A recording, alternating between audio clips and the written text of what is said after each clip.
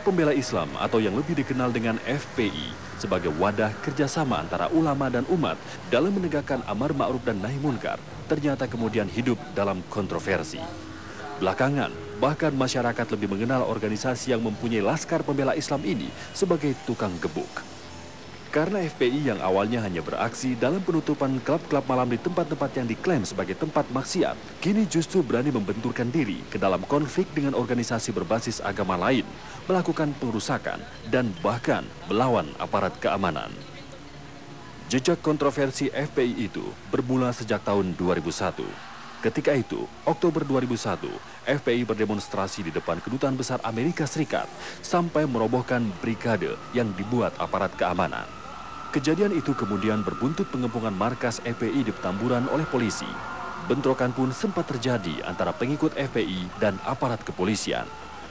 Di sepanjang tahun 2002, bendera FPI semakin berkibar saja dengan aktivitasnya melakukan sweeping ke berbagai tempat hiburan malam.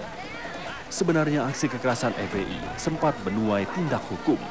Pada medio 2003, pemimpin FPI Habib Rizik ditangkap polisi sampai kemudian dihukum penjara selama beberapa bulan.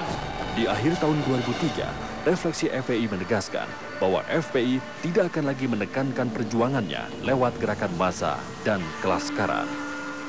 Tapi nyatanya, gerakan massa dan kelaskaran FPI tetap saja berkiprah. Agustus 2005, di Purwakarta, FPI meminta pengelola TK Tunas Pertiwi di kawasan Bungur Sari menghentikan aktivitas kebaktian dan membongkar bangunan. Aksi itu kemudian merambah ke wilayah Jawa Barat lainnya, seperti Bandung, Cimahi, dan Garut. FPI memaksa penghentian aktivitas beribadah dan penutupan secara paksa gereja-gereja di wilayah itu. Prihatin atas terjadi dan berkembangnya kasus ini, dan apalagi meningkat menjadi konflik. Tidak hanya antar umat beragama, tapi juga antar sesama umat beragama, khususnya umat Islam. Karena menimbulkan pro dan kontra. Gitu. Jangan ada langkah-langkah anarkisme dan termasuk juga pemaksaan kehendak. Ya. Dan Oktober 2005, FPI menghalang-halangi jemaat yang akan melakukan ibadah di kawasan Bekasi. Aparat keamanan yang ada di lokasi kejadian pun seakan tak mampu berbuat apa-apa. Di tahun 2006, FPI semakin unjuk gigi. Salah satunya adalah ketika FPI terlibat bentrok dengan ormas lainnya, Forum Betawi Rempuk di kawasan Senen, Jakarta.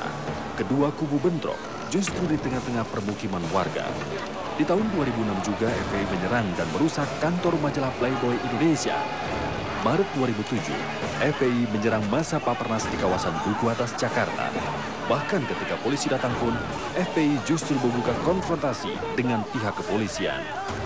Dan kontroversi yang mutakhir dari FPI adalah 1 Juni 2008 ketika FPI menyerang AKKBB yang sedang memperingati hari kelahiran Pancasila di Monas, Jakarta. Polisi berkewajiban menjaga, mengamankan aksi tersebut karena aksi itu damai. Polisi harus mencegah adanya upaya untuk mengganggu orang sedang melakukan demonstrasi ini, apalagi melakukan penyerangan. Itu sudah merupakan bentuk pelanggaran terhadap hukum pidana. Pastikan cukup banyak yang harus diamankan. Ada kegiatan PDIP sendiri, ada TNK, ada Hizbut Tahrir, sehingga memang kegiatan waktu itu cukup padat. Tapi bukan berarti kita lepas tangan, tetap ini tanggung jawab kepolisian untuk melakukan tindakan hukum bagi mereka. Jejak langkah FPI itulah yang kemudian menjadi bola panas sampai sekarang. Bagaimana FPI selanjutnya? Pemirsa tunggu Delik sesaat lagi.